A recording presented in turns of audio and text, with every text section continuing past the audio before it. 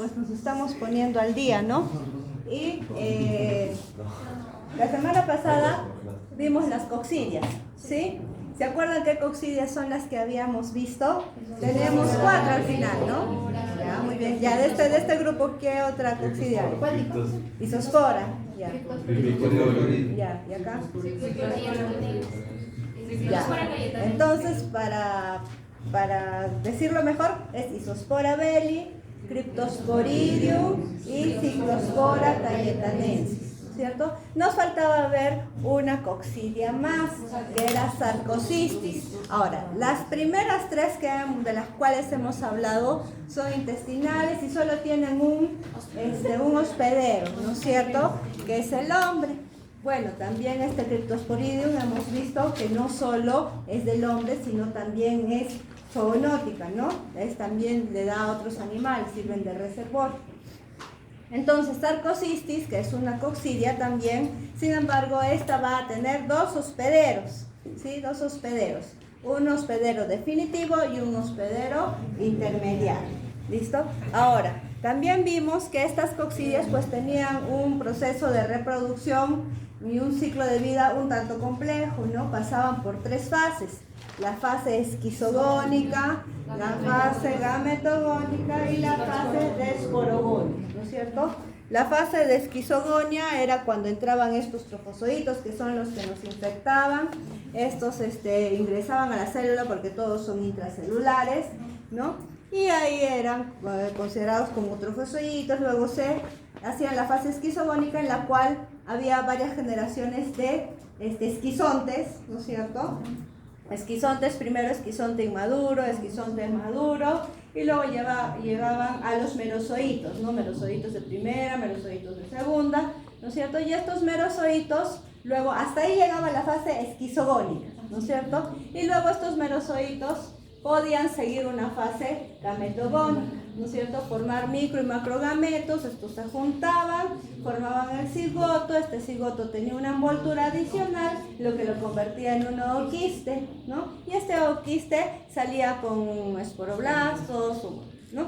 Y al final la fase esporogónica es en la cual que podía darse dentro de la persona o también en el medio ambiente, y en la cual se formaban los esporozoitos, ¿no? Los esporoquistes y luego los esporozoitos dentro de estos, ¿no es cierto? Entonces esas serán las fases. Son fases asexuales y fases sexuales, ¿sí? Entonces vamos a ver la que nos faltaba, que era la coccidia, que se llama Sarcocystis y que nos da la sarcocistosis. Entonces esta va a estar producida por el Sarcocystis. Antes era llamado Isospora ominis, pero este es ahora el Sarcocystis. Como les dije, este es un parásito heteroxénico obligatorio, es decir, va a tener 2 hospederos, ¿ya? La esporogonia, esta fase de esporogonia, sucede dentro de la pared intestinal de un huésped definitivo, ¿listo? Y la esquizogonia ocurre dentro de los tejidos de otro huésped, que en este caso vendría a ser el huésped intermediario. Entonces, en el huésped intermediario va a ocurrir la fase de esquizogonia y en la esporogonia en el huésped definitivo. El hospedero definitivo, en este caso, es el hombre. Y los hospederos intermediarios pueden ser 2. Puede ser el ganado vacuno, lo que convertiría Sarcocystis bovio-minis, o pueden ser los cerdos. En este caso hablamos de Sarcocystis sui ominis. ¿Listo? Entonces recordemos, Sarcocystis es una coccidia, pero tiene 2 hospederos. El hospedero definitivo, que somos nosotros, y los hospederos intermediarios, que pueden ser el ganado vacuno, convirtiendo a este en Sarcocystis bovio-minis, y en los cerdos, lo cual se llamaría Sarcocystis sui ominis. El huésped definitivo, que somos nosotros, el hombre, ¿cómo es que nos vamos a infectar? Por comer carne mal cocida, ¿no? Carne infectada con sarcoquistes, y estos sarcoquistes contienen dentro, ¿qué? Bradizoides. ¿Listo? Entonces, se infecta este hombre por comer carne infectada con sarcoquistes con bradizoides, que pueden ser del ganado bovino, el ganado vacuno o también del cerdo, ¿no? Que esté insuficientemente cocida, entonces estos sarcoquistes que tienen estos bradizoitos van a seguir viables y van a podernos contaminar. Los bradizoitos que se encuentran dentro de este sarcoquistis, que están en la musculatura de estos hospederos intermediarios, ¿no? Van a salir estos bradizoitos, se van a liberar y van a ingresar a la pared del intestino, ¿ya? Y ahí se inicia la formación de gametocitos. Estos bradizoitos van a salir, van a ingresar a la pared del intestino y luego van a comenzar los micro y macrogametocitos, ¿no? Van a formar ¿qué? El cigoto, ¿no? Con una membrana adicional y forman los ooquistes. Estos ooquistes van a tener 2 esporoquistes y 8 esporozoitos y van a salir con las heces de este hospedero definitivo. ¿Listo? Entonces estos ooquistes salen a la luz intestinal, se desintegran liberando los esporoquistes que salen con las heces del hospedero, ¿ya? Entonces ese es el hospedero definitivo. ¿Cómo es que nos vamos a contagiar? Por comer carne mal cocida conteniendo sarcoquistes que dentro tienen bradizoitos, ¿no? Que pueden ser tanto del ganado vacuno como de los cerdos. Estos van a llegar y luego nosotros como hospederos definitivos vamos a eliminar ooquistes que van a salir por las heces. Entre 10 a 12 horas después de la ingesta de la carne infectada aparecen los esporoquistes en las heces. Doctora, ahí dice que se liberan esporoquistes. ¿El estadio de salida sería esporoquistes o ooquistes en sí? Son en realidad ooquistes que dentro tienen los esporoquistes, solo que la membrana de estos ooquistes del sarcoquistis es bastante delgada, ¿listo? Pero este ooquiste tiene dentro esporoquistes y 8 esporozoitos, 2 esporoquistes y 8 esporozoitos. En cuanto al huésped intermediario, que son el ganado vacuno, los cerdos, se van a infectar por ingerir estos esporoquistes, ¿no? Mediante contaminación fecal oral. ¿Listo? Los esporozoitos que van a ser liberados en el intestino penetran a las células del endotelio vascular y se dirigen a varios órganos. Van a evolucionar entonces, ¿en qué? En lo que sabemos, ¿no? Trofozoitos, esquizontes, merozoitos 1, merozoitos 2. Estos merozoitos ya no van a ser la fase gametogonia, ¿no? Sino van a ir a los capilares, se introducen al tejido muscular y ahí se transforman otra vez en trofozoitos que luego van a comenzar a formar estos sarcoquistes y van a contener bradizoitos. ¿Listo? Entonces, en el hospedero intermediario, que es el ganado vacuno, los cerdos, se van a infectar por estos ooquistes que contienen estos esporoquistes con esporozoitos, solo que le llaman, como les decía, esporoquistes porque la membrana es bastante delgadita, casi ni se ve y parece que fueran solo 2 esporoquistes. ¿Listo? Entonces estos van a ser liberados y van a ir al endotelio vascular y se van a dirigir hacia los órganos, ¿no? Y ahí van a continuar este desarrollo hasta merozoitos, van a abandonar los capilares y se van a introducir ¿en dónde? En el tejido muscular. Ahí es donde se van a formar estos sarcoquistes que van a contener dentro a los bradizoitos. Entonces acá está el ciclo de vida. ¿Cómo es que nos infectamos con quistes o sarcoquistes, que vendrían a ser en este caso con bradizoitos de carne mal cocida? ¿No es cierto? Estos van a irse por el intestino y nosotros luego vamos a eliminar ¿qué? Esporoquistes y una pared delgada, ¿no es cierto? De ooquistes, como les decía, que pasan a las heces, ¿no es cierto? Entonces son 2 esporoquistes, ¿no? Con 8 esporozoitos en total, que van a salir por las heces del hospedero definitivo, ¿no? Estos van a caer al suelo y luego van a ser ingeridos por estos hospederos intermediarios. Estos esporoquistes luego van a liberar a estos esporozoitos, ¿no? Estos esporozoitos van a ser liberados, van a ir por la circulación, ¿no?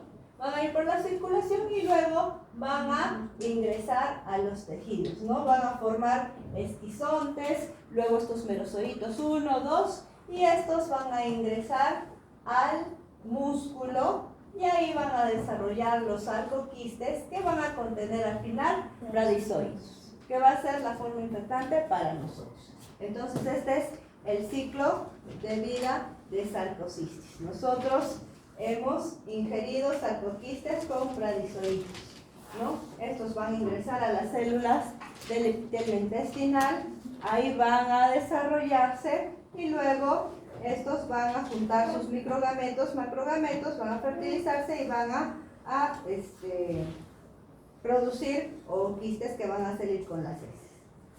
Doctora, entonces cuando se pregunta estadio de salida, ¿sería esporoquiste y ooquiste también? ¿O no solo uno? En realidad ooquistes con esporoquistes y esporozoitos. ¿Listo? Dentro de las manifestaciones clínicas, el sarcocistosis, la sarcocistosis intestinal puede ser asintomática, generalmente es asintomática, o puede causar dolor abdominal, diarrea y vómito, ¿no? En realidad esta es una enfermedad autolimitada, ¿ya? Y no se acostumbra a dar tratamiento. La prevención, ¿cuál va a ser la prevención? La cocción de los alimentos, de la carne. Entonces nos estamos dando cuenta que muchas de estas parasitosis también pueden ser prevenidas por consumir carne bien cocida, ¿no? Algunas de las que ya hemos estudiado a lo largo del curso, estamos viendo que nos podemos contagiar por este simple hecho, por no comer o consumir carne bien cocida. Entonces, vemos aquí que es una enfermedad autolimitada, no tiene sintomatología, la mayoría es asintomática, la prevención sí es la buena cocción de la carne, ¿no?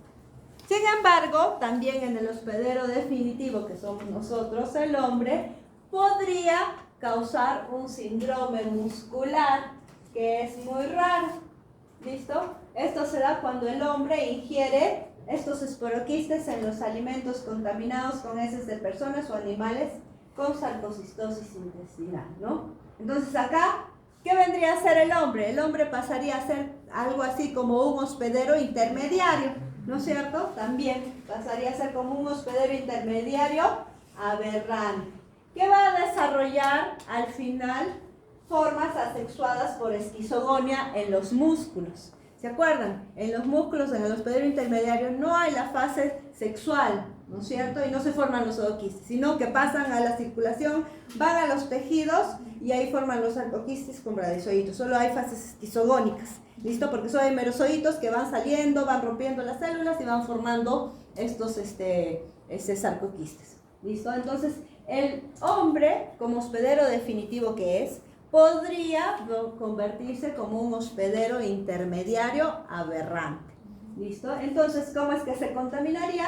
Con estos esporoquistes que contienen esporozoitos, ¿no? Entonces, aquí en el hombre se desarrollarían solo las formas asexuadas de esquizogonia, ¿listo? Y se desarrollarían en los músculos. Entonces, si van a desarrollarse en los músculos, ¿qué van a producir? Pues pueden producir miositis con dolor, malestar general y a veces fiebre, ¿no? Entonces estas son las cosas que podría producir este parásito, ¿no? No hay tratamiento en realidad útil y para el dolor muscular o lo que pudiera presentar, el malestar que pudiera presentar esta persona sería utilizar esteroides que pueden usarse como antiinflamatorios. ¿Listo? Entonces, esto se podría usar, ¿no? Corticosteroides que se podrían usar como antiinflamatorios para la presencia de que si es que hubiera dolor o algo así. Pero en este caso el hombre se convertiría en un hospedero intermediario aberrante, pero es muy raro. Y al final es una enfermedad autolimitada, entonces no va a haber un tratamiento específico. Entonces, el diagnóstico, ¿dónde lo hacemos? ¿Quiénes somos nosotros? En realidad nosotros somos huéspedes definitivos, ¿no es cierto? ¿Y qué vamos a eliminar por las heces? Vamos a eliminar estos ooquistes con estos esporozoitos, ¿no? Son 2 esporoquistes y contienen 4 esporozoitos cada uno de estos. Y en el hospedero intermediario, ¿dónde es que se generaba en este ganado, ¿no? Vacuno, ganado, el cerdo? también, ¿dónde es que se encuentran? En los músculos, ¿no? Ahí forman los sarcoquistes llenos de bradizoides. Entonces, acá en un examen post-morte podemos hallar en los tejidos estos sarcoquistes, ¿no? Este es el tejido muscular, ¿no es cierto? Todas estas son las fibras musculares, ¿listo? Y acá tenemos la presencia de esto. Estos son sarcoquistes que dentro están llenos de bradizoides. ¿Listo? Acá hay una imagen con mayor aumento en donde podemos observar que podría ser esta parte, ¿no? En donde podemos observar ya acá la presencia de este sarcoquiste y que dentro de este tiene a los bradizoides. Listo, entonces esta es sarcocistosis, que es la última coccidia que nos faltaba. Entonces, como ven, ya dijimos también que coccidias pues son parásitos oportunistas, ¿no? Pueden ser autolimitados o no pueden causar mucho daño en personas inmunocompetentes. Sin embargo, para personas inmunodeprimidas sí van a causar bastante malestar, y hemos visto que también causan diarreas bastante profusas y de larga duración, que puede presentarse por varios meses, ¿no? Con ciclos de no diarreas, pero esta diarrea generalmente es de larga duración, lo cual produce al paciente inmunodeprimido una baja de peso y ya una sintomatología mayor, ¿no es cierto? Desnutrición a largo plazo, ¿ya? Estas parasitosis generalmente son diarreas acuosas, ¿no? Profusas. Eso es lo que va a producir. Y como les dije, estas tomaron mayor importancia en los años 80, cuando al final se encontraban en pacientes con VIH, ¿no? Que son pacientes que de por sí su sistema inmune, y en ese tiempo peor, como no había mucho tratamiento, pues su sistema inmune estaba por los suelos, y estos parásitos son los que más daño les causaban, ¿no? Mayor patología. Doctora, otra consulta. Ahorita lo dijiste, es igual que isospora, pero en teoría nos han puesto como que un cuadrito que nos pone que el sarcocistis será un esporoquiste con 4 esporozoitos. Eso es en el caso de que solo salga el esporoquiste en el caso. Pero el sarcocistosis o sarcocistis tiene 2 esporoquistes con 4 esporozoitos cada uno. Eso es lo que tiene. Ajá.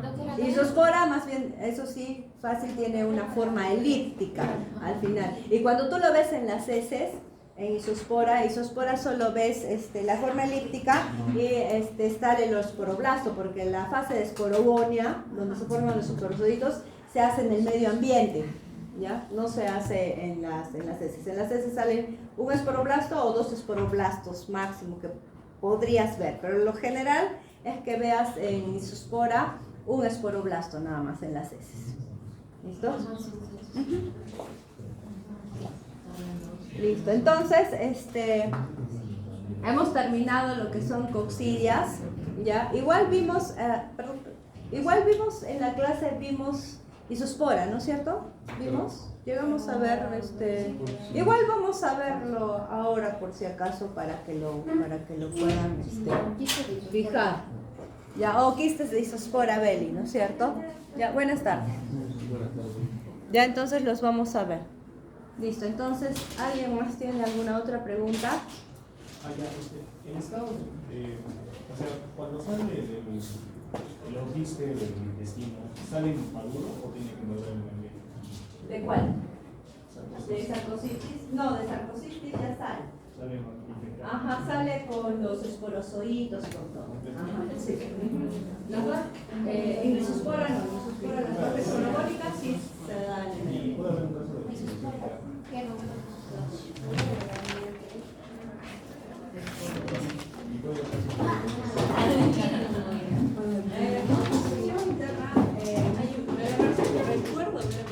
de repente podría ver volviéndose como aberrante, ¿ya? Podría ser ese caso, porque nosotros nos componemos con los oídos igual, ¿ya? Pero también podría ser que el hospedero pueda ser, el hombre pueda ser un hospedero siempre aberrante. ¿Con qué nos contaminamos? Con los oroquistas, con los esporoquistas. Entonces tu pregunta sí podría darse algo así, pero ya tendría otro ciclo, ¿ya? Tendría otro ciclo y ahí nos podría generar sarcoquistas musculares.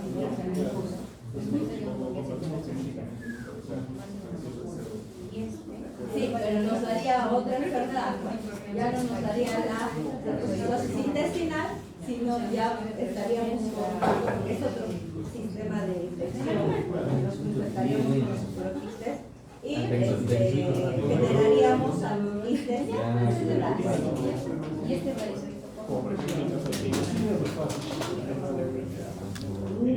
desapercibido, asintomática, pero nos podemos dar cuenta si es que nos haríamos un examen, ¿no? Inmunológico. En realidad, el diagnóstico en realidad de toxoplasma es serológico, ¿ya? Y en la mayoría de nosotros podríamos encontrar de que podríamos ser positivos para toxoplasma, ¿ya? Entonces, el diagnóstico para toxoplasma, el que más se usa, ¿es cuál? El diagnóstico serológico.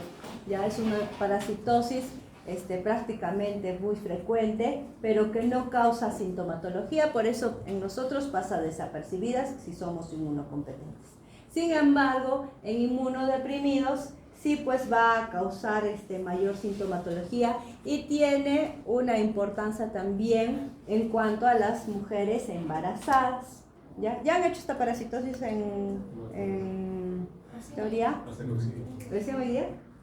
Ya, bueno, igual, toxoplasmosis es una enfermedad que sí puede causar daño en mujeres embarazadas, ¿ya? Porque este parásito se va a poder transmitir de las embarazadas al feto, ¿ya? Sin embargo, tenemos que tener en cuenta de que esta transmisión se va a deber cuando la embarazada se infecte durante el embarazo, no que se haya infectado años antes o meses antes, pues no.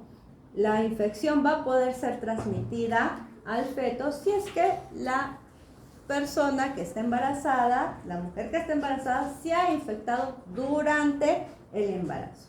Y va a poder causar sintomatologías diferentes en el feto de acuerdo al trimestre de embarazo en el cual se infecta. Entonces, recordar que toxoplasmosis no es que si yo tuve toxoplasmosis a los 15 años y ahora me embarazo a los 30 y le voy a pasar el parásito al feto, no.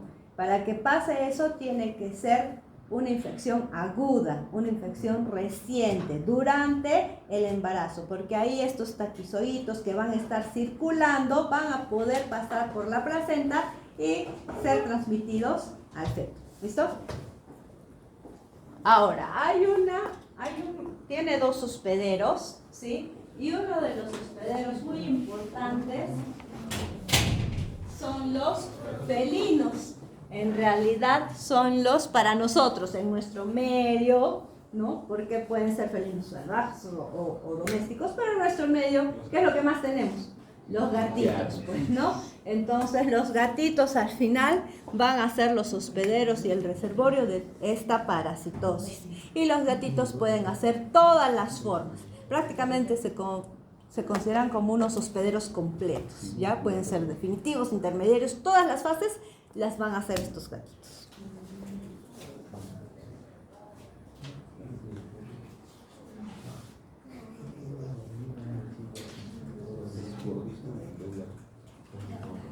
Toxoplasmosis en realidad ahora es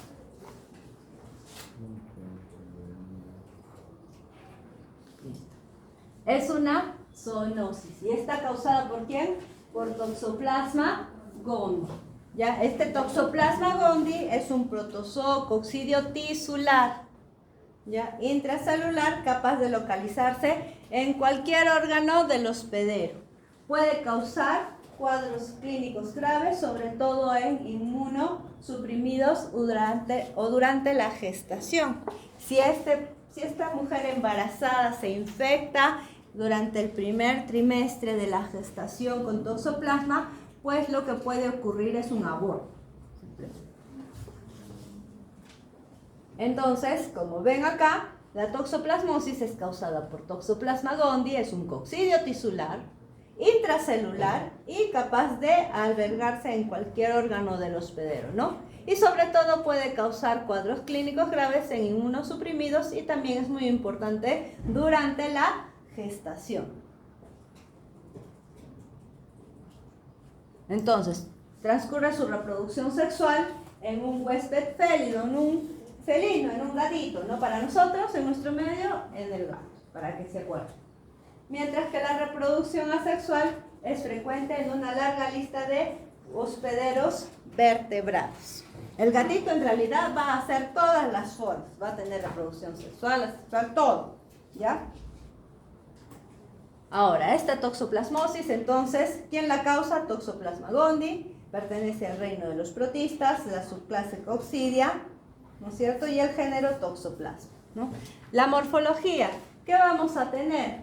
Vamos a tener trofozoitos, o también llamados taquizoitos, que son los circulantes, los que van a estar en la sangre o en la linfa, ¿no? En los macrófagos, reproduciéndose. ¿Y qué significa taquizoito? Rápido. Que se reproduce rápido, ¿no? Una vez que ingresa de forma aguda, primero nos ataca rápidamente, ¿no? Nosotros después, por nuestro sistema inmune, vamos a comenzar a también inhibir este crecimiento y luego se forman estos bradizoitos, ¿no? Que van a formar quistes. ¿Listo? Pero los taquizoitos, estos taquizoitos es la forma de crecimiento de reproducción rápida, es la forma proliferativa, como dice acá, término que se refiere a los parásitos extraepiteliales que se multiplican rápidamente, que están circulando en la sangre o en la linfa, ¿ya? ¿Con qué forma tienen estos taquizoitos? Pues tienen una forma de media luna, alargada y arqueada, como ven acá, ¿no? Tienen entonces una forma de media luna, alargada, arqueada, como se ven acá, una fase más puntiaguda que otra, ¿no? ¿Y cuánto miden? De 4 a 6 micras de largo por 2 micras de ancho, o sea, bastante pequeñitos. Núcleo redondo a un extremo y cuerpos paranucleares, gránulos yuxtanucleares y un conoide. El conoide es importante, y taxonemas, ¿no? ¿Y por qué es importante el conoide? Esta es la parte del conoide. ¿Listo? Todo esto es el taquizoito. Forma de media luna, ¿no es cierto? Y arqueada. Esta parte que se llama conoide es como que la parte de este taquizoito que va a penetrar las células, ¿no? Y se va a introducir por esta parte hacia las células, ¿no? Este color. ¿Listo? Y acá tenemos pues un núcleo, mitocondrias, ¿no? Toxonemas y demás estructuras que pueda tener este taquizoito. Otra morfología que tienen son los ooquistes. Ya entonces estamos hablando primero del taquizoito, la forma proliferativa, circulante. Los ooquistes es la forma infectante que sale en las heces, ¿ya?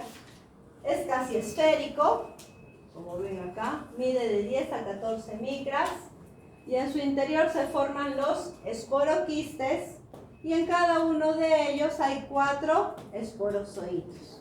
Tienen una pared refringente y transparente. Entonces, el ooquiste de Toxoplasma gondii es casi esférico y presenta 2 esporoquistes con 4 esporozoitos cada uno de estos esporoquistes. Y luego otra morfología que tienen son los quistes tisulares. Estos quistes tisulares poseen una membrana propia, miden entre 20 y 200 micras y generalmente son redondeados. ¿Qué se va a encontrar en su interior? Se encuentran cientos de parásitos conocidos como bradizoitos. ¿Listo? Parásitos conocidos como bradizoitos. Elementos también extraepiteliales, son elementos extraepiteliales que se forman por multiplicación ahora lenta. Estos bradizoitos pueden llegar a medir entre 7 micras de longitud por 2 micras de ancho. Entonces tenemos los taquizoitos, ¿no? La forma de reproducción rápida de este parásito circulante. Tenemos los ooquistes, que contienen 2 esporoquistes y 4 esporozoitos cada uno de estos. Y tenemos las formas de también quistes tisulares. A veces estos taquizoitos, que es la forma de reproducción rápida y circulante, pues pueden formar unos pseudoquistes, ¿no? Entonces acá tenemos estos quistes tisulares. Estos quistes tisulares, por ejemplo, tenemos en un tejido de cerebro, como dice acá, un quiste de Toxoplasma gondii, ¿no? Y dentro de este quiste, ¿qué es lo que vamos a ver? Esto es con mayor aumento, lo que se está viendo. Y dentro de este quiste, ¿qué es lo que vamos a encontrar? Bradizoitos. ¿Listo? Acá también tenemos una microfotografía en la cual podemos ver este quiste tisular. Y dentro de este quiste, cientos de bradizoitos. ¿Listo?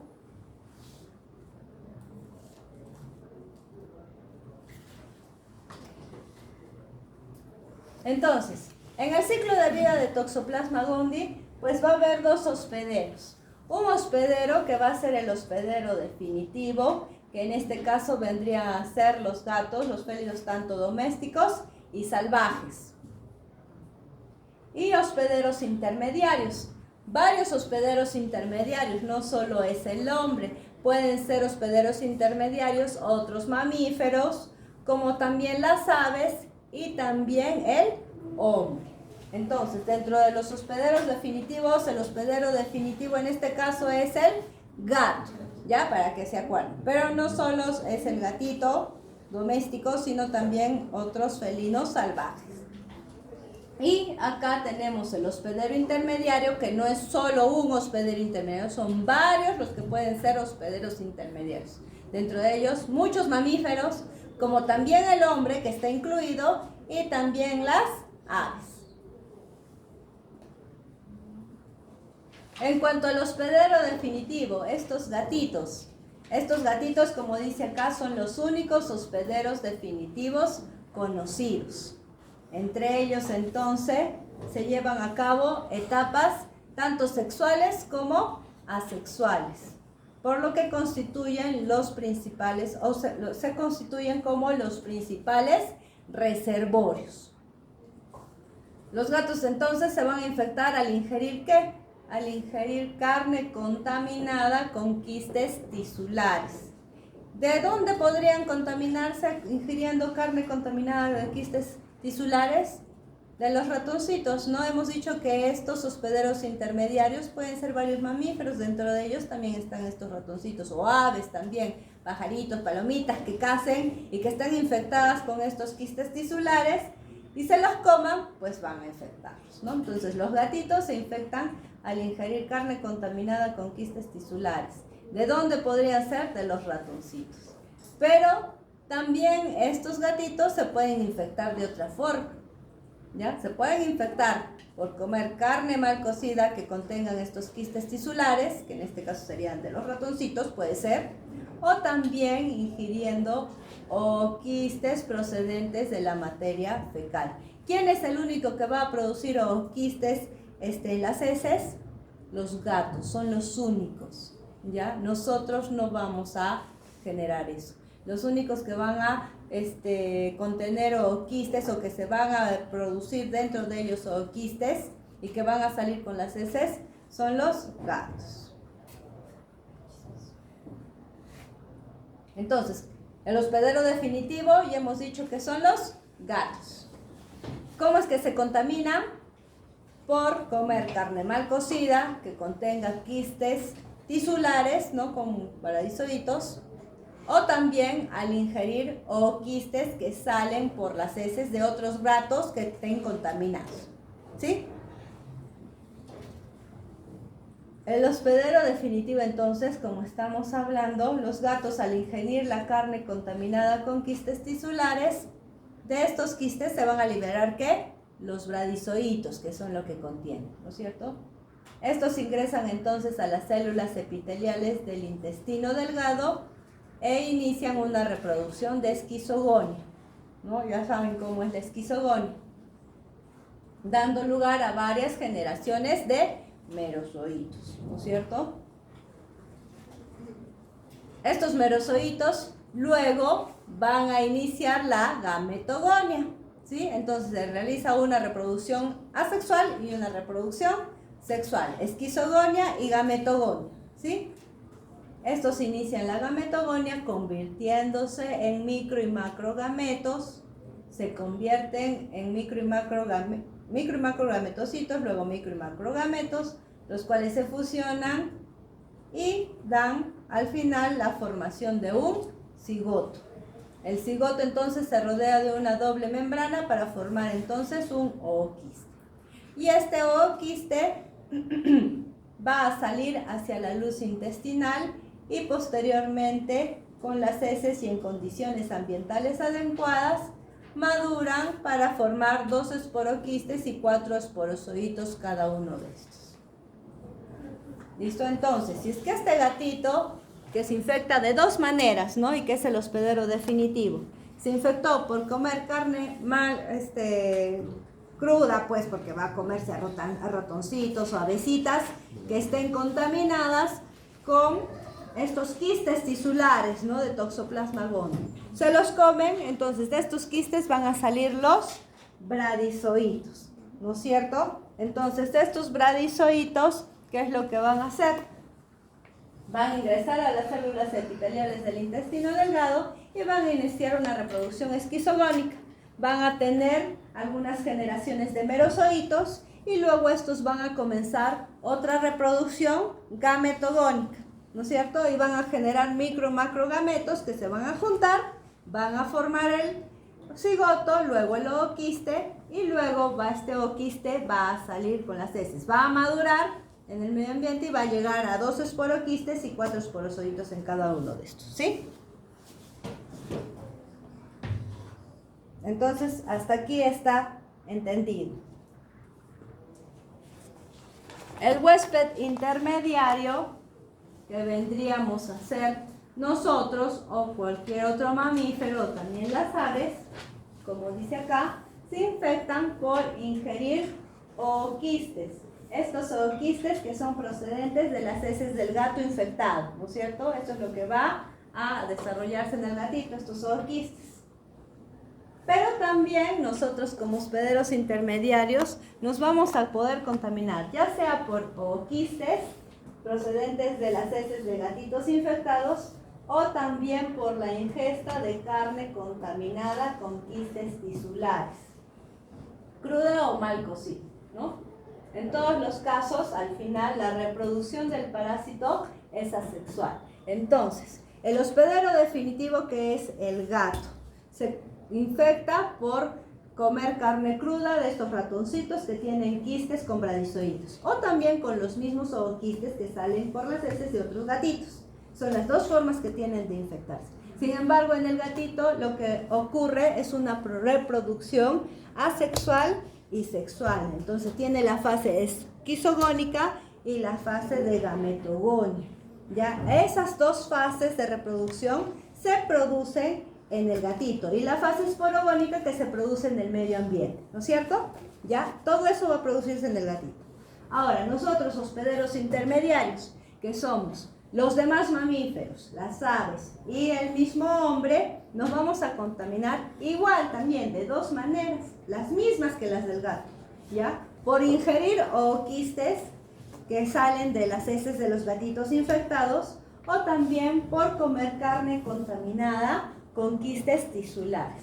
Sin embargo, en este hospedero intermediario ya no va a ocurrir esta fase de esquizogonia y de esporogonia, sino simplemente va a haber una reproducción asexual del parásito. Y esta reproducción asexual va a ser por endodiogenia. ¿Listo? Y la endodiogenia es cuando se produce de un parásito, en el mismo parásito, dentro de ese parásito se está produciendo otro más, ¿no? Y luego se separa. Entonces esa es la endodiogenia. ¿Listo? Entonces, el hospedero intermediario realiza fase o reproducción sexual, no realiza reproducción sexual, simplemente realiza una reproducción asexual por endodiogenia. Entonces, ¿el hospedero intermediario va a formar ooquistes dentro? No, simplemente se van a poder formar estos quistes tisulares. Entonces, el hospedero intermediario, primera fase o fase aguda proliferativa, ¿no? Se contaminó con estos esporozoitos, con estos ooquistes, ¿no? Estos esporozoitos son liberados en el intestino delgado, infectan el epitelio, ¿no? Porque tienen que introducirse las células, para infectarlos se convierten, como ya sabemos, en trofozoitos, se multiplican ahora por endodiogenia, ¿no? Rompen la célula y salen los taquizoitos que se diseminan por el sistema linfático o circulatorio. Entonces, hemos ingerido ooquistes, salen los esporozoitos, esos esporozoitos van al intestino delgado, se meten en las células y por endodiogenia se reproducen, ¿no? Luego, como se van a reproducir, estos van a estar ahí en la célula, van a romper esta célula, ¿no? La van a destruir, la van a romper y salen los taquizoitos. Y estos taquizoitos, que es la forma de reproducción rápida de este parásito, van a irse por la circulación o el sistema linfático a cualquiera de estos órganos, ¿no? Y luego van a llegar y van a formar estos quistes que van a contener al final bradizoitos. ¿Listo? Entonces esa es la primera fase, la fase aguda. Y la fase crónica o segunda fase, este taquizoito que les decía que ingresa a la célula, se convierte en trofozoito, se reproduce y se transforma en quiste, ¿no? Entonces el paciente que ya tiene un sistema inmune y que ya reconoció a estos, entonces va a comenzar a detener esta reproducción rápida, ¿no? Y al final se va a transformar en un quiste que contiene bradizoitos. Ahora, como dice acá, en los huéspedes intermediarios infectados, la enfermedad se puede reagudizar por ruptura de estos quistes y los bradizoitos ingresar a las células donde se reproducen, luego nuevamente se transforman en quistes. ¿Qué quiere decir con esto? Que estos pacientes pueden estar así, ¿no? Tienen un sistema inmune intacto, normal, pero puede haber alguna condición en la cual el sistema inmune de esta persona haya bajado, ¿no? Se inmunodeprima. Entonces, como dice acá, estos huéspedes intermediarios pueden reagudizarse por ruptura de alguno de estos quistes porque bajó su sistema inmune y estos bradizoitos van a salir y otra vez van a transformarse en taquizoitos y van a poder ir por la circulación y formar otros quistes. ¿Listo? Entonces, vamos a ver. Entonces, ¿cuál es el principal actor de esta parasitosis de Toxoplasma gondii? Va a ser el gato o felinos silvestres, ¿no? En este caso, nosotros, para nuestro medio, el gato es el principal reservorio, es el que hace todas las fases del parásito, es prácticamente un hospedero completo. ¿Listo? Y este gatito, ¿cómo es que se va a contaminar? Acá dice, ¿no? Porque al consumir estas avecitas o estos mamíferos, que también son hospederos intermediarios y que pueden estar contaminados con esta parasitosis, y que en la musculatura pues tengan estos quistes tisulares, ¿no es cierto? Se van a contaminar estos gatitos con estos quistes tisulares que van a contener estos bradizoitos. Al final, en el gatito, que va a producirse una fase esquizogónica, ¿no? Una reproducción asexual y otra reproducción sexual, y al final van a eliminar por sus heces estos ooquistes que contienen 2 esporoquistes y 4 esporozoitos cada uno, ¿no es cierto? Y estos ooquistes al final, ¿qué es lo que van a hacer? Van a contaminar a estos hospederos intermediarios, ¿sí? Entonces, como vemos acá, salen los ooquistes y pueden infectar a estos hospederos intermediarios. ¿Quiénes serán? Estos, ¿no? Mamíferos y también aves. Pero también pueden infectar al hombre. ¿Listo? Sin embargo, el hombre, y igual el gatito, se puede volver a contaminar con estos ooquistes, pero también los hospederos intermediarios Igual nos podemos infectar tanto con los zooquistes como también con los quistes tisulares.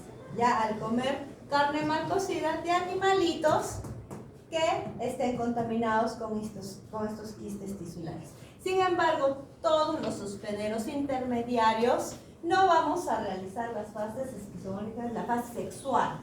¿Ya? No vamos a realizar la fase sexual, sino vamos a realizar una reproducción asexual por endodiogenia. ¿Qué es lo que vamos a producir nosotros? ¿Vamos a eliminar los quistes? ¿Vamos a hacer una fase intestinal, un ciclo intestinal? No vamos a hacer un ciclo intestinal, el único que hace el ciclo intestinal es el gato. Nosotros, como intermediarios, hacemos un ciclo tisular. ¿Listo? Y solo vamos a formar estos quistes tisulares. Ahora, nos podemos contaminar de esta manera, nos podemos contaminar con estos quistes tisulares, ¿no? Nos podemos contaminar con los zooquistes, ¿de qué manera? Por la materia fecal, ¿no? Y por la comida, bebida que esté contaminada con estos zooquistes, ¿sí? Pero también nos podemos contaminar al ingerir carne mal cocida con estos animalitos que estén infectados. Pero también otra de las formas por las cuales nos podemos contaminar entre nosotros, ¿ya?, es por transfusión sanguínea. Porque estos taquizoitos, les dije que era la reproducción rápida y la aguda, están circulando, ¿no?, en la sangre y en la linfa. ¿Listo? Hasta que consigan un lugar, un tejido, y ahí formen estos quistes. ¿Listo? Entonces, en esa fase, pues también por vía sanguínea nos vamos a poder contagiar entre nosotros. ¿Listo? O también podemos contagiarnos. ¿Dónde están estos quistes? En algunos de los órganos, ¿no? En un trasplante de órganos también podemos contagiarnos. ¿Listo? ¿Sería por los taquizoides? No, sería ya por los quistes que tienen los radizoides, ¿no es cierto? Entonces, son varias formas de contagio. ¿Listo? Por los zooquistes que salen con las heces del gato, por los mismos quistes tisulares de comida mal cocida o carne mal cocida de estos animalitos contaminados, o también entre nosotros por transfusión sanguínea o también por trasplante de órganos. Pero nosotros siempre vamos a ser hospederos intermediarios, porque solo vamos a hacer la fase o reproducción asexual por endodiogenia, porque solo vamos a hacer el ciclo tisular. En cambio, los gatitos van a hacer tanto la fase de reproducción asexual como también la sexual, y entonces van a tener un ciclo intestinal. Igual acá es lo mismo, ¿no? Después de la ingestión entonces de quistes o también quistes tisulares, porque son las dos formas en las cuales nos podemos contagiar. ¿Listo? Y el desarrollo de las formas parasitarias en taquizoitos, estos se localizan en el tejido muscular y en el cerebro, que generalmente es donde va. Lugares en los que se forman los quistes tisulares con radizoides. Cuando una mujer embarazada se infecta, los taquizoitos circulantes pueden infectar al feto. Pero estos taquizoitos, ¿dónde se encuentran? Se encuentran en la fase aguda. Entonces, por eso les digo que las mujeres embarazadas, si es que se infectan durante su embarazo, pues hay la posibilidad de que éstas puedan transmitir al feto esta infección parasitaria. ¿Listo? Y acá están todos los que se incluyen en el ciclo de vida y la fase diagnóstica. La fase diagnóstica generalmente se hace por pruebas serológicas o inmunológicas.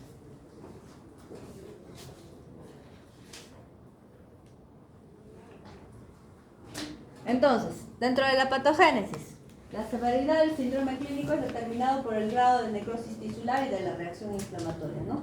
En la fase aguda es lo que vamos a tener. Principalmente ocurre una destrucción celular rápida, ¿no? Estos se están replicando, se están reproduciendo y están infectando varias células, destruyéndolas, ¿no? Por reproducción del parásito, necrosis y reacción inflamatoria. Los taquizoitos invaden cualquier célula. El parásito entonces penetra la pared intestinal y sigue la vía linfática y la hemática, ¿no? Cualquiera de estas dos vías, o linfática o hemática. Y se diseminan por estas vías a una gran variedad de tejidos. Los taquizoitos se reproducen intracelularmente y luego pasan de célula en célula causándole la muerte, ¿no? Los taquizoitos, ¿dónde los vamos a encontrar? En los macrófagos, como están en la sangre, en la linfa, en los macrófagos los podemos encontrar. Esta proliferación entonces constituye la forma activa de la toxoplasmosis. Después de 1 o 2 semanas, cuando se desarrolla la inmunidad, la proliferación del parásito va a disminuir y comienzan a aparecer los bradizoitos enquistados en los tejidos. Los quistes entonces se localizan con mayor frecuencia en el cerebro, también puede estar en la retina, en el ojo, ¿no? En el miocardio y en músculo esquelético. Entonces estos quistes se pueden localizar en cualquier órgano. Han visto, se van por vía linfática o por vía hemática, entonces ahí pueden llegar a cualquier órgano, ¿no? Sin embargo, la mayor frecuencia la tenemos en cerebro, retina, miocardio y también músculo esquelético. Dentro de las manifestaciones clínicas de toxoplasmosis, la mayoría de los pacientes que están infectados son asintomáticos, ¿ya? Como les decía, si tienen un sistema inmune adecuado, va a poder pasar desapercibidas, son asintomáticos, ¿ya? O con alguna sintomatología de repente muy poco definida que también va a poder pasar desapercibida. Son frecuentes entonces los hallazgos ocasionales de anticuerpos circulantes sin que previamente hubiera existido síntomas de infección inicial.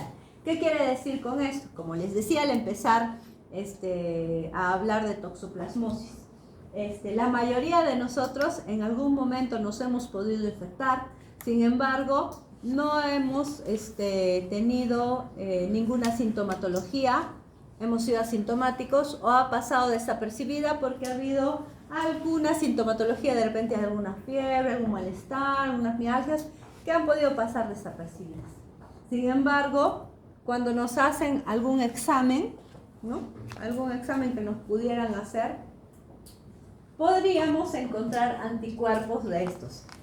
Los exámenes que se hacen generalmente son los exámenes para ELISA, en los cuales determinamos la toxoplasmosis, los anticuerpos IgM y también anticuerpos IgG. Entonces ustedes ya saben cuándo los anticuerpos IgM aparecen y cuándo también aparecen los anticuerpos IgG, ¿no es cierto? Entonces los anticuerpos IgM, ¿cuándo aparecen?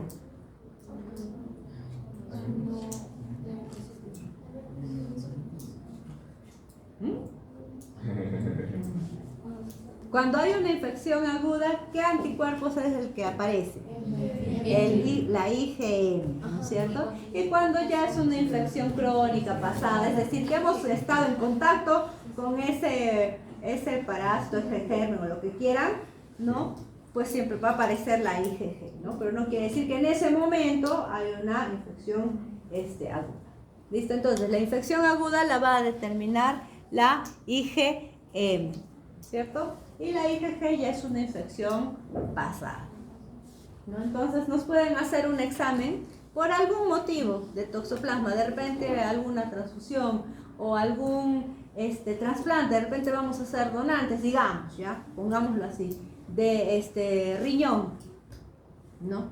Y nos van a hacer pruebas y a los trasplantados también les van a hacer pruebas para esto, porque estos luego los van a inmunodeprimir, ¿no? Entonces les pueden hacer pruebas de toxoplasma y sale positivo. Nosotros ni nos enteramos que teníamos, pero salimos positivos. ¿Listo? Entonces, generalmente es muy frecuente, como dice acá, los hallazgos de anticuerpos circulantes sin que previamente hubiera existido síntomas de la infección inicial. Esta parasitosis es frecuente. herpes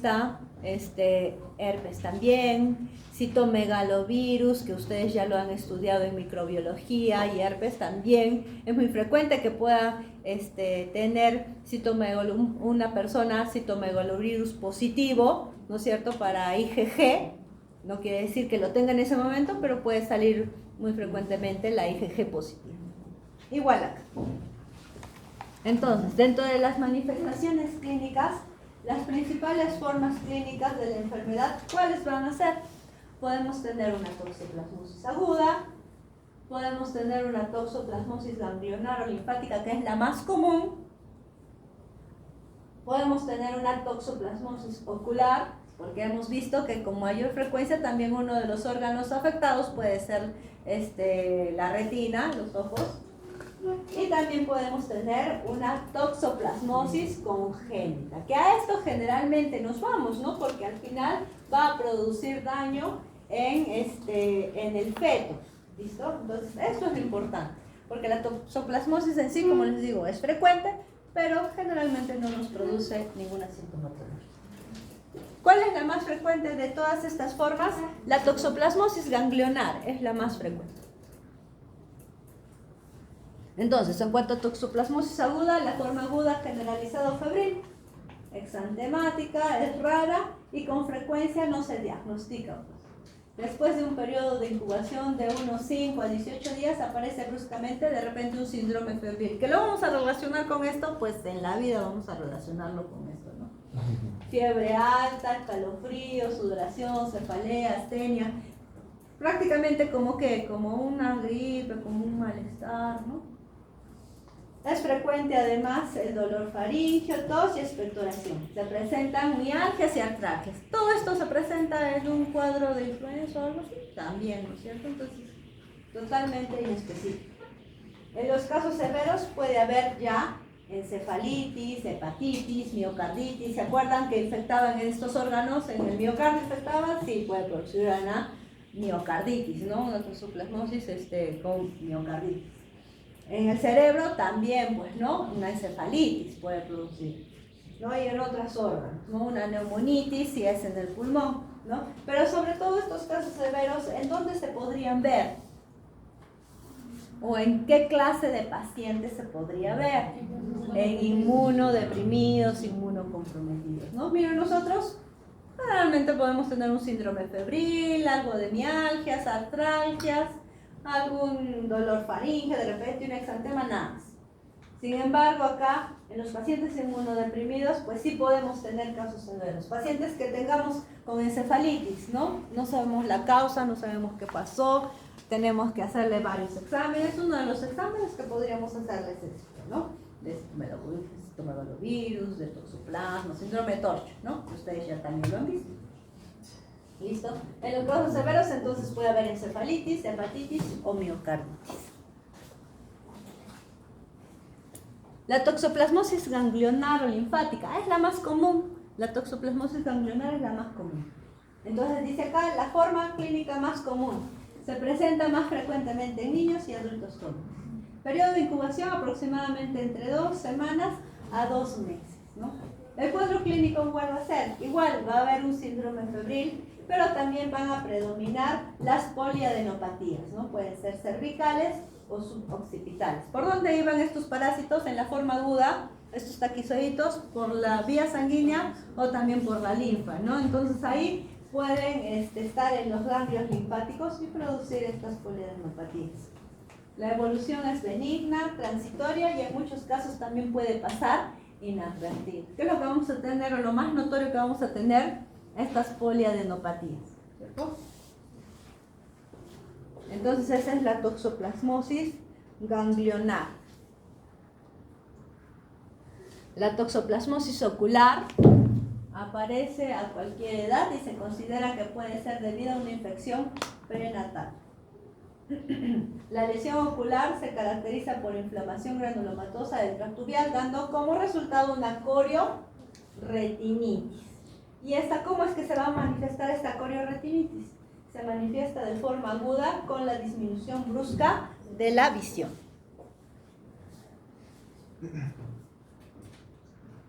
Y la otra, la que nos importa más, que es la toxoplasmosis congénita.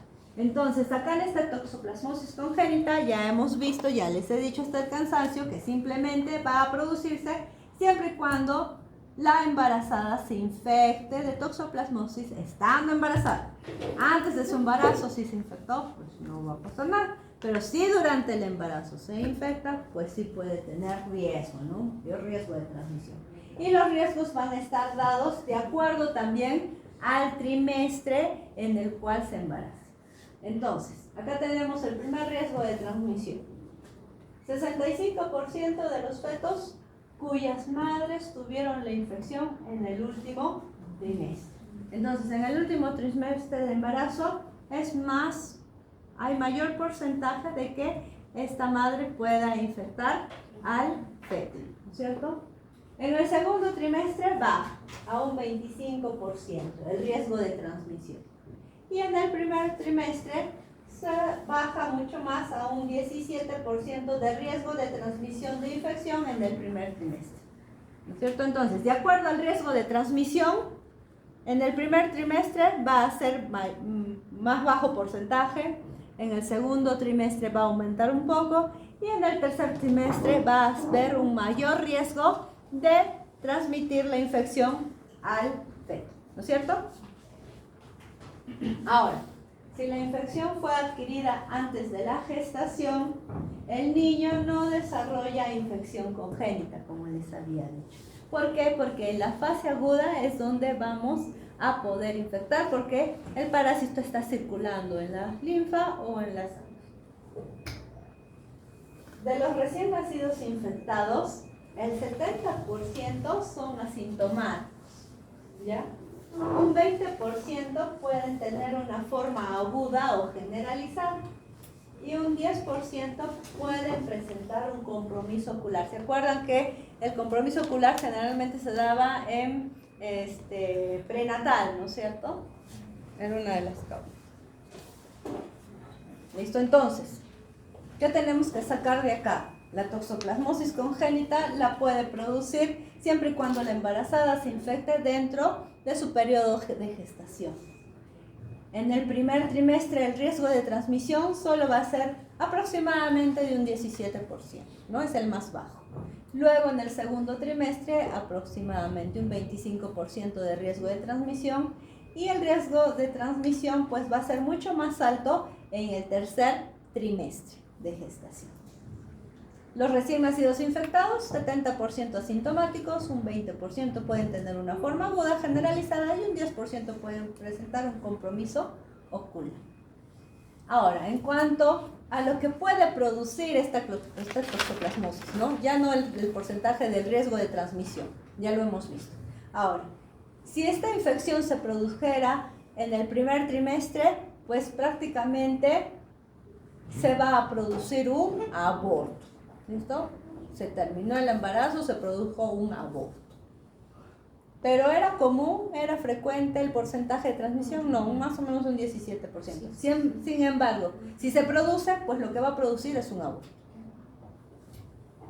En la infección, si se produce en el segundo trimestre, vamos a tener una triada.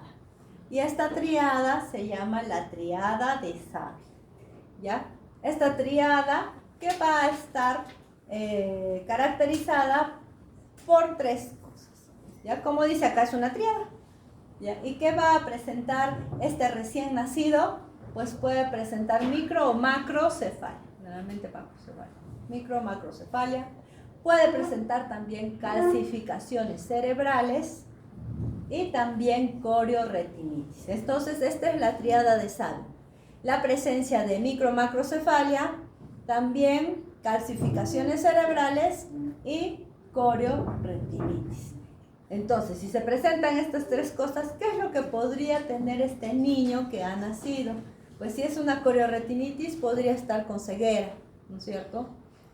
También las calcificaciones cerebrales y la macrocefalia podrían producir retardo psicomotor y también presencia de convulsiones.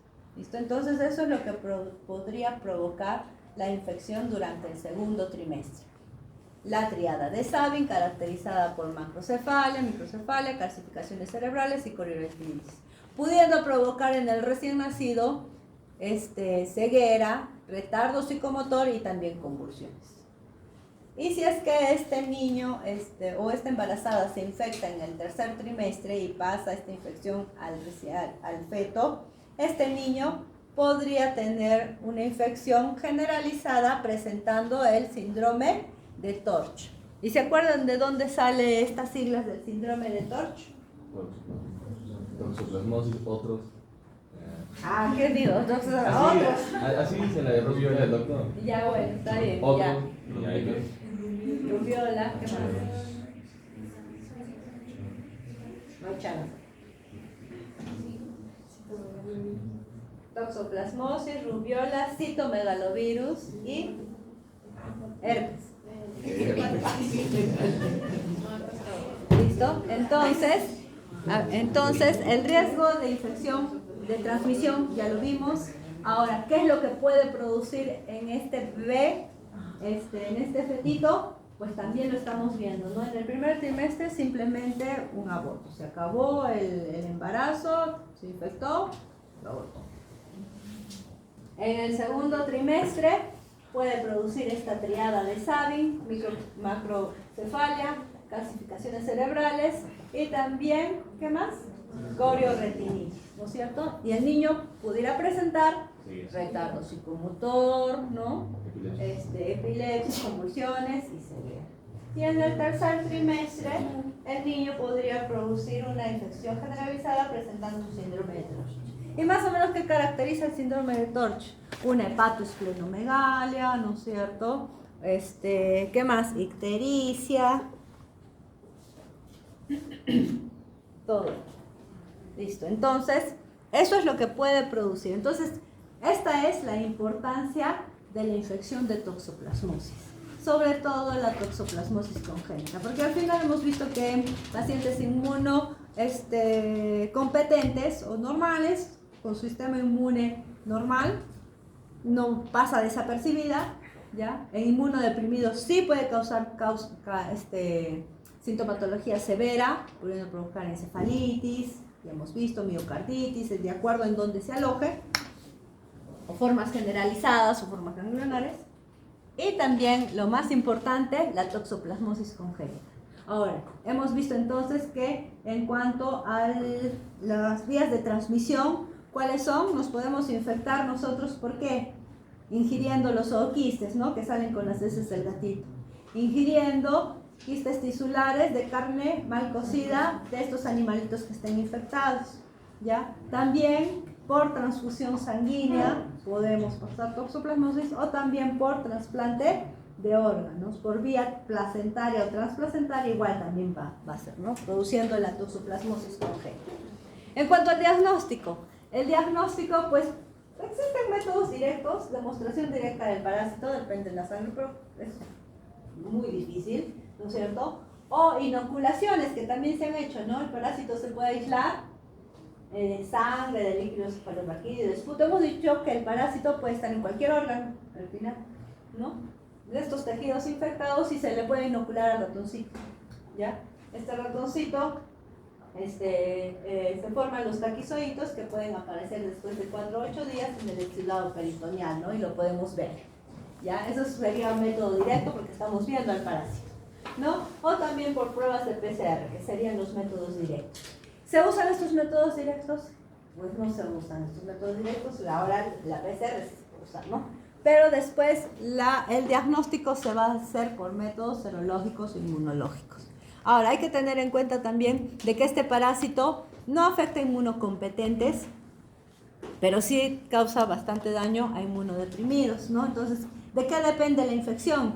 Depende del estado inmunitario del paciente que se infecte, ¿no es cierto? Pero también depende de la clona o del parásito que infecte, o de la virulencia que tenga este parásito que infecte a la persona, ¿no es cierto? Entonces hay clonas, la clona 1, la clona 2, la clona 3, que algunas de ellas son más virulentas que otras, ¿listo? Entonces también tiene dos factores, ¿no? Una propia del del paciente por su estado inmunológico y otra de la virulencia de este parásito, ¿no? De la clona que sea más virulenta de este parásito. En cuanto a los métodos diagnósticos indirectos, como les decía, son los más utilizados en la práctica clínica, ¿no? Son métodos inmunológicos, ¿no? Los anticuerpos detectados son principalmente IgM e IgG, ¿no es cierto? Los primeros indican infección reciente, que en este caso vendrían a ser los IgM. ¿Por qué metodología se hacen? Por la de ELISA o también por la inmunofluorescencia indirecta. Entonces, si tenemos una embarazada con una prueba de toxoplasma y que es IgM positivo, pues quiere decir que en ese momento está infectada, ¿no? ¿Que hay riesgo de infección en el embarazo? Sí hay riesgo de infección durante el embarazo. ¿Puede transmitir la infección al feto? Sí puede transmitir la infección al feto. Doctora, en la lámina anterior, PCR es proteína C reactiva o reacción en cadena de la polimerasa. Reacción en cadena de la polimerasa. Gracias. Proteína reactiva es un reactante de fase aguda, eso no nada que ver. Es un reactante de fase aguda que lo usamos para ver inflamación, ¿no? Un específico todavía. ¿Ya? Pero el otro PCR es reacción en cadena de la polimerasa. En cuanto a epidemiología y prevención, la infección es cosmopolita, ¿no? Se comporta como una zoonosis y el huésped más importante para su diseminación es el gato. Es el que hace todos los ciclos, hace el ciclo intestinal, es un hospedero completo prácticamente. Igual se infecta con ooquistes, se infecta con quistes, al final ¿qué elimina? Elimina los ooquistes. El gato se infecta con ooquistes que están en el suelo o quistes presentes en carne de otros animalitos, como habíamos dicho, ¿no? Los ratoncitos o en las aves que también pueden estar contaminadas. Luego excreta ooquistes en sus heces, que son las formas infectantes para el hombre. Sin embargo, no son las únicas, ¿no? Porque también nos podemos infectar con los quistes tisulares que comemos de carne mal cocida y de otros animalitos que estén infectados. Los ooquistes son altamente resistentes a los factores del medio ambiente y con suficiente humedad. Hemos dicho que estos ya maduran después, ¿no? En el medio ambiente. Los modos de transmisión al hombre y los animales, ¿cuáles son?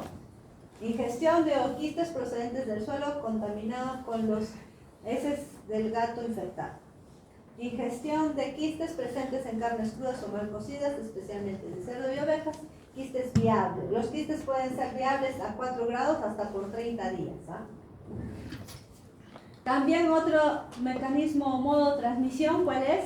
A través de la placenta, que produciría la toxoplasmosis congénita, ¿no?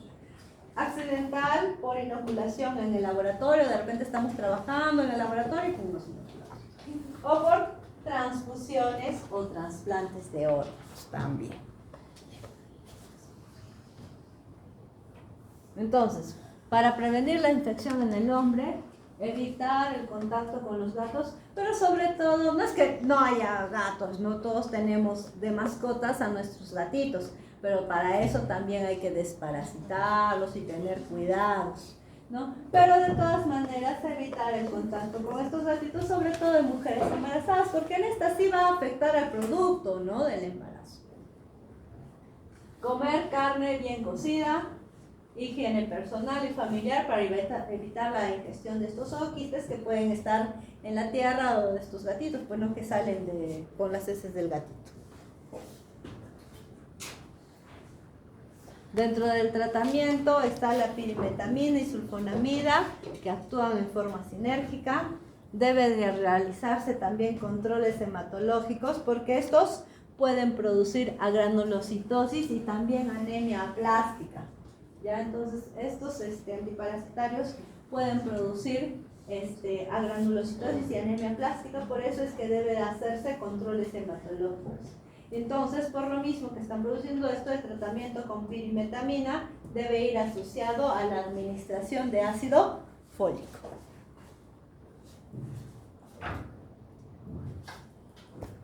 Entonces, acá tenemos a todos estos, ¿no? El gatito, el principal, para que se cumpla esta parasitosis, los demás mamíferos, las aves, estos también, y el humano, ¿no? Las personas, y sobre todo acá, la embarazada, ¿no? La mujer embarazada. Y acá que tenemos también, tenemos la sangre, porque se puede transmitir por sangre, o también el trasplante, ¿no? Trasplantes de órganos. Igual acá tenemos a todos este gatito que está eliminando estos ooquistes, ¿no? Y estos ooquistes que pueden ser comidos por estos animalitos, y estos animalitos infectados se los va a comer el gatito, ¿no es cierto? Y estos animalitos que también pueden estar infectados con ooquistes, nos los vamos a comer nosotros, ¿no? Porque también nos podemos infectar por ooquistes o por también quistes tisulares de estos animalitos que estén infectados. Pero lo más importante es que la embarazada puede transmitir la enfermedad al feto, ¿no? O también esta enfermedad igual se puede transmitir por sangre o por trasplante de órganos.